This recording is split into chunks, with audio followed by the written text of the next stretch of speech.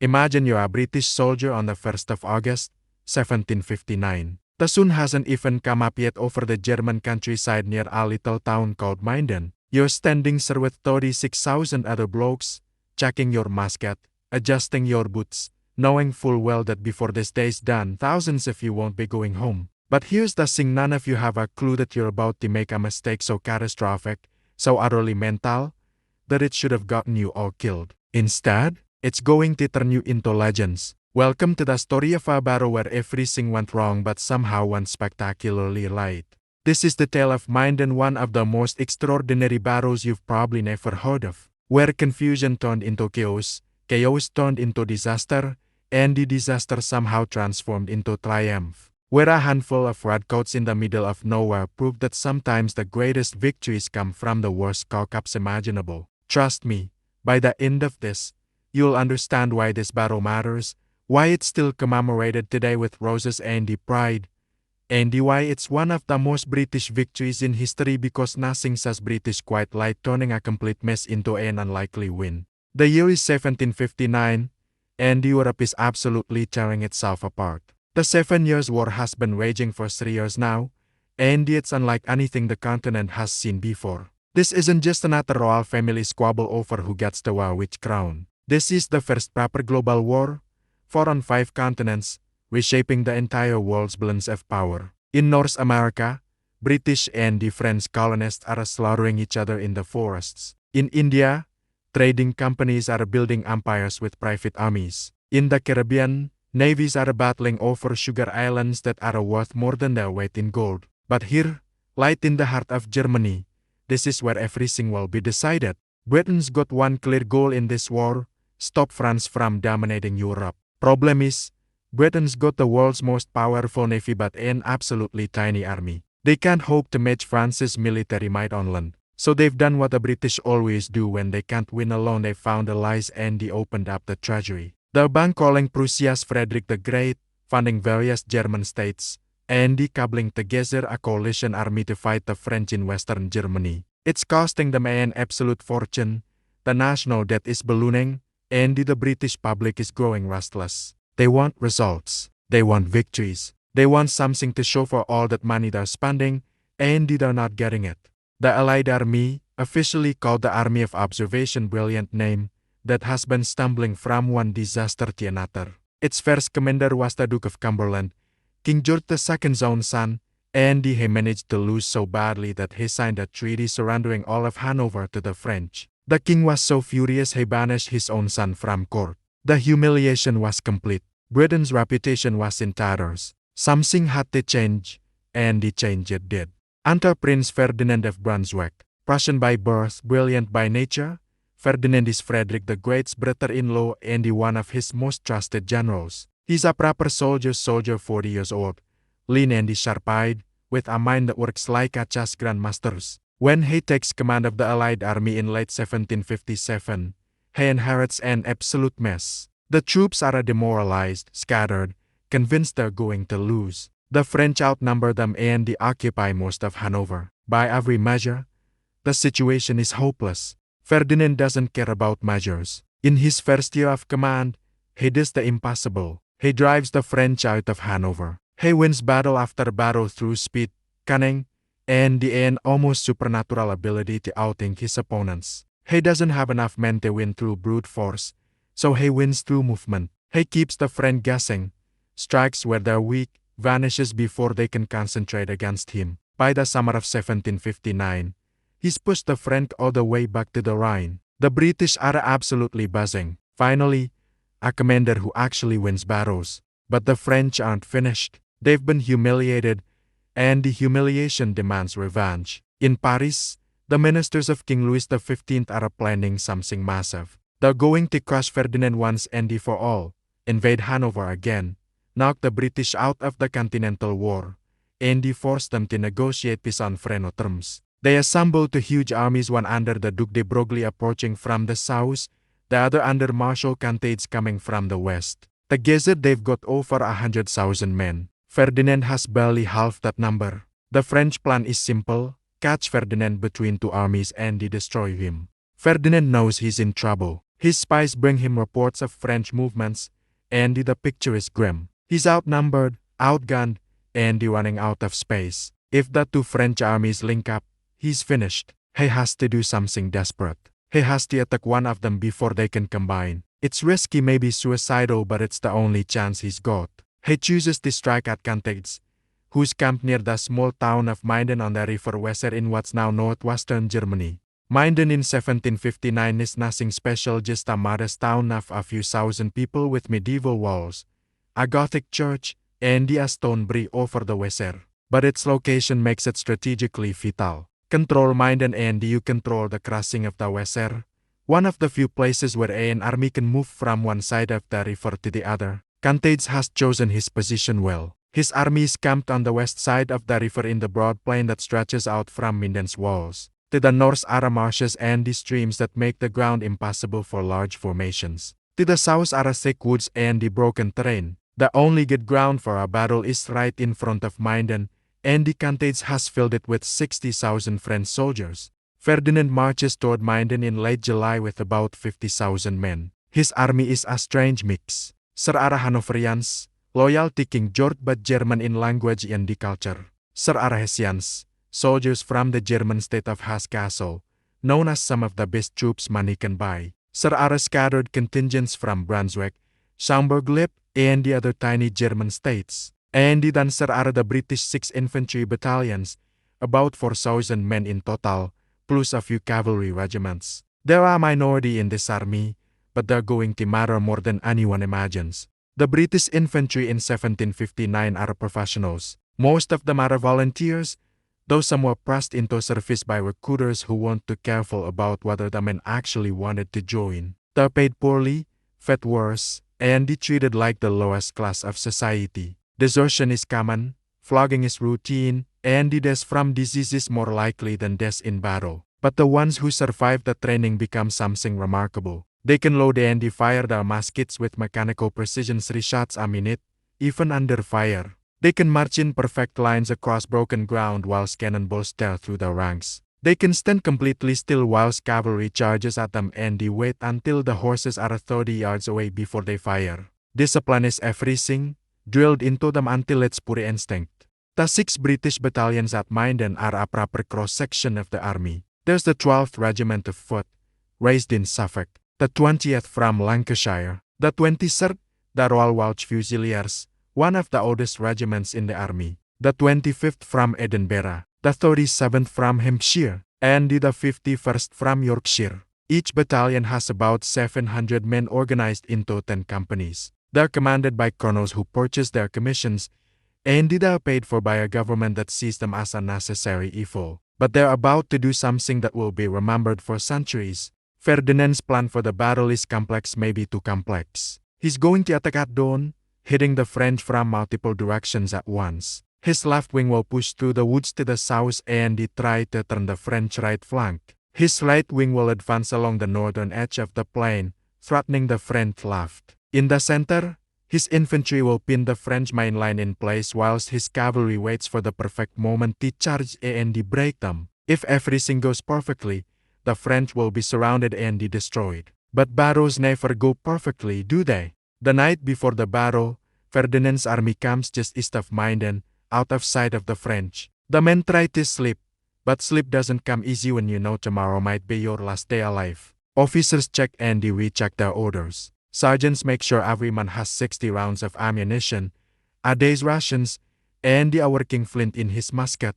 The cavalry grooms the horses and sharpens their sabers. Everyone knows the French outnumber them. Everyone knows this could be a disaster. But Ferdinand has a reputation for winning, and that has to be enough. The 1st of August dawns cool and misty. The fog is thick over the plain, reducing visibility to a few dozen yards. This is both good and bad for Ferdinand. Good because it'll hide his movements until he's ready to strike, but because it makes coordination almost impossible. In the pre-dawn darkness, his army begins to move into position. Units march through the fog, guided by officers with compasses and the instinct. The sound of thousands of boots and the hooves is muffled by the mist. Somewhere ahead, invisible in the grey, the French are awaiting. Major General Lord George Sackville commands the British cavalry. He's a complicated bloke, brave in battle but prickly and proud. The kind of officer who cares more about honor and reputation than about results. He has his orders: hold the cavalry in reserve on the right wing and wait for Ferdinand's signal to charge. When that signal comes, he's to smash into the French left flank and roll up their entire line. It's the decisive move of the battle, the moment that will win or lose everything. Sackville knows this. He's ready.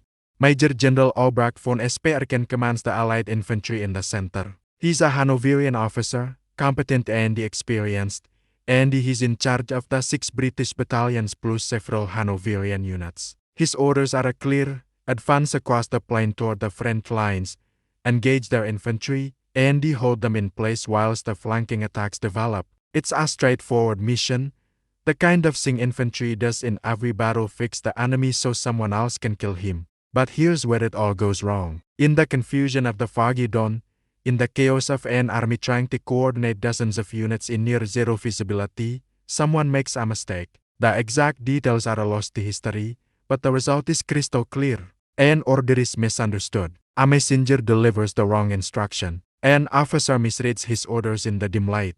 However it happens, von Esperken's infantry receives a message that they think tells them to advance immediately and attack the French. This is not the plan. They're supposed to advance slowly, carefully, in coordination with the rest of the army. They're supposed to wait until the flanking attacks are ready. They're not supposed to march straight at the French main line unsupported. But that's exactly what they do. At approximately 6 o'clock in the morning, as the fog starts to thin, the 6 British battalions and the 2 Hanoverian battalions begin to march forward. They form up into lines: 3 battalions in the first line and the 3 in the second, with the Hanoverians on their left. The battalions dress their ranks, making sure every man is in position, every file properly aligned. The drummers beat the march. The officers give the command, and they step off into the unknown. Picture this moment.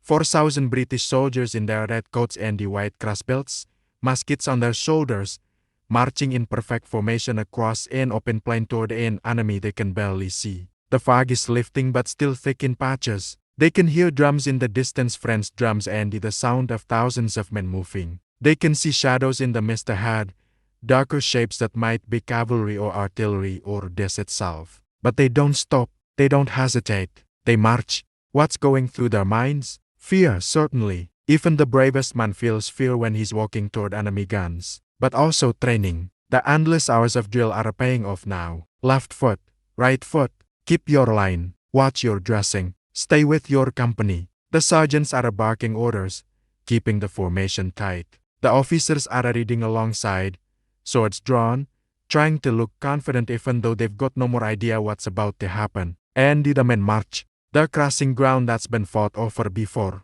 Old trenches and the earthworks from earlier skirmishes mark the plain. They step over them, maintaining formation. The ground is soft from recent rain, making footing tricky. They march. The fog is thinning more now, and the shapes are becoming clearer ahead. Those aren't shadows. Those are French soldiers. Thousands of them. Tens of thousands. The French are as surprised as anyone. Marshal Cantages has been watching the fog lift, trying to figure out what Ferdinand is planning. He knows the Allies are out there somewhere, but he doesn't know where or in what strength. His army is in its camp, spread across the plain in a defensive position. His infantry is formed up in lines behind earthworks and the field fortifications. His cavalry is on the flanks, ready to respond to threats. His artillery is positioned to cover the approaches. It's a strong position, the kind that should be nearly impossible to attack directly. And then, out of the lifting fog, here come the British. Not skirmishing, not probing, not testing his defenses, just marching as if they're on parade. As if there isn't a massive French army in front of them. Cantages can't believe what he's seeing. This has to be a diversion, a feint to cover the real attack somewhere else. No more one would be this stupid. No more one would send infantry across open ground directly at a fortified position. But they keep coming. The French artillery opens fire. Cannons roar and the solid shot tears through the morning air. Iron balls weighing 6 or 12 pounds smash into the British lines. When a cannonball hits a formation of men standing close together, it doesn't just kill one, it goes through bodies, shattering bones and tearing flesh, sometimes killing or maiming 4 or 5 men with a single shot. The British lines shudder as men fall. Gaps open in the formation. And then, immediately, the sergeants are bellowing orders and the files close up, stepping over the bodies of their comrades, and the march continues. More artillery, more gaps, more men closing ranks. The British are maybe 800 yards from the front lines now, still marching. The drummers haven't stopped. The pace is steady, controlled, as if they're marching through Hyde Park. Officers are shouting encouragement. The colors, the great silk flags that mark each regiment, are waving above the formation. Men are dying, but the formation holds. 700 yards, 600. The artillery fire is intense now. The French have got dozens of guns and they're all firing as fast as they can load. The noise is incredible, a continuous thunder that makes the ground shake. Smoke is starting to obscure the battlefield, mixing with the last of the morning fog. The British march through it like ghosts, redcoats appearing and disappearing in the grey. And then the French cavalry charges. Cantades has seen enough. These British fools have walked into a trap. He orders his cavalry forward. Squadrons of French horsemen in their blue coats and the white uniforms, sabers drawn, thundering across the plain. Cavalry against infantry in the open should be a massacre. Infantry normally forms squares to defend against cavalry-tight formations with bayonets facing out in all directions, nearly impossible for horses to penetrate. But the British aren't in squares. They're in lines, 2 ranks deep, perfect targets for a cavalry charge. Except the British have been training for this their entire military careers. The command rings out, prepare to receive cavalry. The front rank kneels, butts of their muskets braced against the ground, bayonets fixed and angled upward. The rear rank stands, muskets leveled over the shoulders of the kneeling men. They wait. The cavalry is closing fast, hundreds of horses at full gallop. The sound like rolling thunder. The earth shaking. The British wait. 50 yards. 40. 30. Fire. A wall of flame erupts from the British line. 1,400 muskets fire at once, and the result is carnage. Horses scream and fall, tumbling head over heels, throwing their riders. Men are blown from their saddles. The charge staggers, horses shying away from the smoke and the noise and the death. Some cavalry make it to the fire, crashing into the British line. There's a moment of brutal close combat, bayonets against sabers, men grappling and stabbing. But the British line doesn't break. The cavalry that survives pulls back, leaving dead and the wounded scattered across the ground. The British reform and continue marching. They're inside 500 yards now, close enough to see individual French soldiers. The French infantry is starting to look worried. Who are these men? Why won't they stop? But the British are exhausted. They've marched over a mile under fire, fought off multiple cavalry charges, and engaged in a sustained firefight. They're low on ammunition, disorganized from the charge, and there are still tens of thousands of French soldiers on the field. This is the moment when cavalry should finish the job. This is when Lord Sackville's cavalry should come thundering in from the right, smashing into the exposed French flank, turning retreat into annihilation. The cavalry doesn't come. Sackville, for reasons that will be debated for the next 2 centuries, doesn't charge. Maybe he didn't receive the orders. Maybe he misunderstood the situation. Maybe he was paralyzed by caution. Maybe he was sulking because Ferdinand hadn't given him enough credit in previous battles. We'll never know for certain. What we do know is that Ferdinand sends order after order, increasingly desperate, demanding that Sackville charge. And the Sackville doesn't move. The moment passes. The French ministerially and the reform. What could have been a complete destruction of the French army becomes just a victory. The British infantry has done the impossible, broken the French center through sheer determination and the discipline. But without cavalry support, they can't exploit it. The battle continues for hours, with fighting in other sectors, but the critical moment has passed. By afternoon, the French are retreating across the Weser. They've lost thousands of men killed, wounded, and captured, plus dozens of artillery pieces and their baggage train. Ferdinand has won. The British infantry has achieved something that military theorists said was impossible. They defeated cavalry and broke an infantry line whilst advancing across open ground unsupported. It's a victory that will echo through military history. But everyone knows it should have been more. If Sackville had charged, the French army would have been destroyed. Cantades would have been captured, his entire force annihilated. The war in Germany might have ended right, sir. Instead, the French live to fight another day. The aftermath is brutal for Sackville. Ferdinand is furious. He writes to London detailing Sackville's failure. King George, already predisposed to dislike Sackville for political reasons, demands a court-martial. The trial is sensational, covered in every newspaper, debated in every coffee house. Sackville is found guilty of disobedience and declared unfit to serve the king in any military capacity ever again. It is a disgrace so complete that he later changes his name to Germain to try to escape it. Ironically, he later becomes Secretary of State during the American Revolution, where his incompetence will contribute to the loss of the colonies. But that's another story. For the 6 British battalions, Minden becomes their defining moment. They've proven something profound, that disciplined infantry, properly trained and led, can overcome almost any obstacle. The story spreads throughout Europe. Military observers scramble to understand what happened. How did infantry defeat cavalry in the open? How did they maintain formation under such intense fire? The answers reshape military thinking for decades. There's a detail about the battle that becomes legend. As the British battalions were advancing through the foggy dawn, they supposedly marched through gardens and fields near Minden. The soldiers picked wild roses and stuck them in their hats and coats, so that by the time they engaged the French, they were covered in flowers. After the battle, this becomes their tradition. Every year on the 1st of August, Minden Day, the regiments that fought decorate themselves with roses and parade to commemorate the battle. The 12th Foot wears yellow roses. The 20th wears red. The Royal Welsh Fusiliers wears red and white.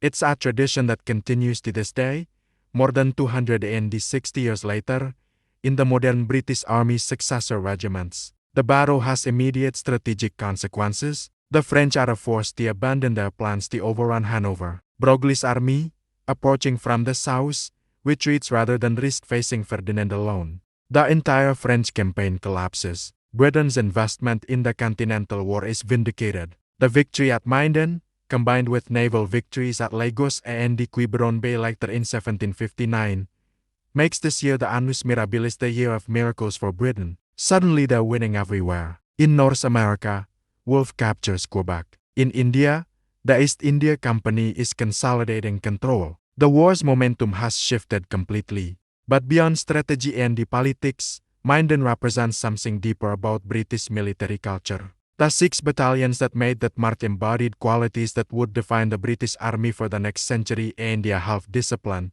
steadiness under fire, the ability to maintain cohesion in chaos. These aren't glamorous qualities. They don't make for exciting stories in the way cavalry charges or brilliant maneuvers do, but they're devastatingly effective. The British Army in the 18th century isn't designed for brilliance. It's designed for reliability. British generals aren't tactical geniuses like Frederick the Great or Napoleon. They're administrators and managers. But their soldiers can be relied upon to stand in line and shoot, even when everything around them is falling apart.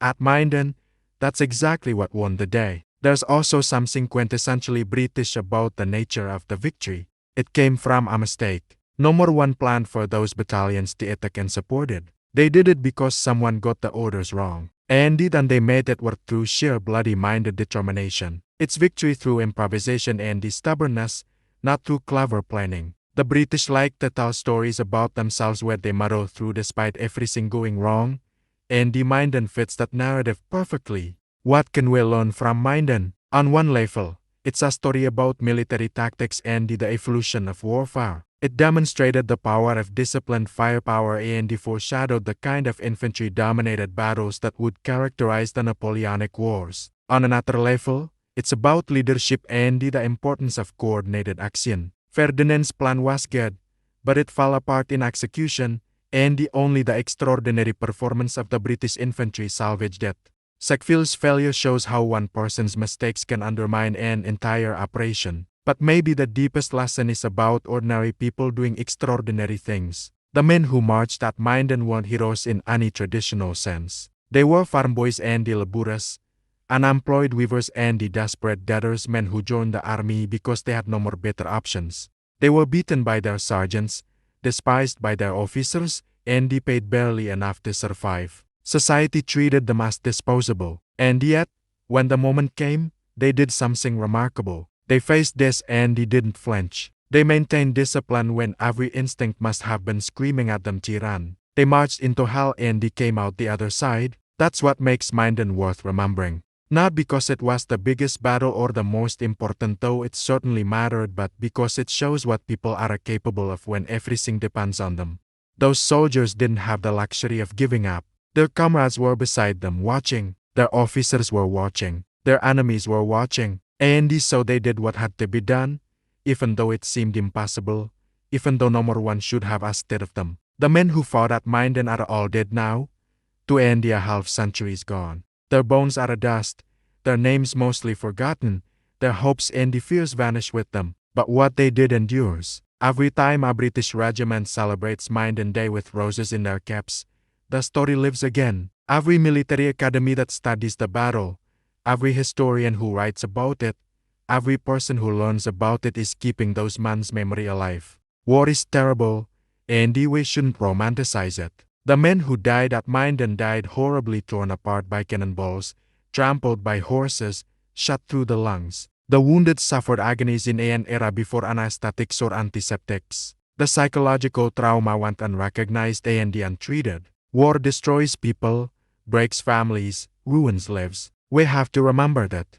But we also have to remember that sometimes people fight for reasons that matter, and sometimes they display courage that deserves recognition. The British soldiers at Minden weren't fighting for abstract principles of liberty or democracy. They were fighting because they'd been ordered to, because they were paid to, and because running away would have been worse than staying. But in the act of fighting, they created something meaningful. They showed what humans can accomplish when they support each other, when they refuse to give up, when they face the worst and they don't break. Minden is a battle where ordinary men did something extraordinary, where mistakes became triumphs, where the impossible happened. It's a reminder that history isn't just made by great men and master plans. It's made by countless small decisions, by people doing their best in circumstances they barely understand, by courage and fear and luck and timing. If you found this deep dive fascinating and you want to explore more forgotten moments from our past,